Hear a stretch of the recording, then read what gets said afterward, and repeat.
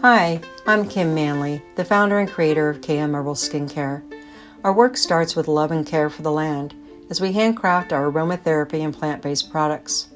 I am an aromatherapist and master herbalist, and today I would like to offer some simple tips to refresh with aromatherapy during the summer months. When a botanical is steam distilled, it creates both a flower water and an essential oil. A flower water or hydrosol is naturally soothing and balancing while capturing the unique therapeutic value of the plant. It can be used as a hydrating facial toner to moisturize and protect the skin's natural barrier. Try it as a relaxing aromatherapy spritz to help you wind down for bed.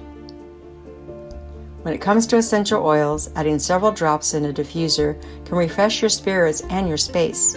Some of my favorites are citrus to invigorate and peppermint to clarify.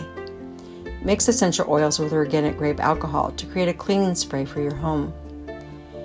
And finally, combine several drops of essential oil with a carrier oil of your choice, like jojoba, to create a gentle perfume or to use as a grounding meditation tool.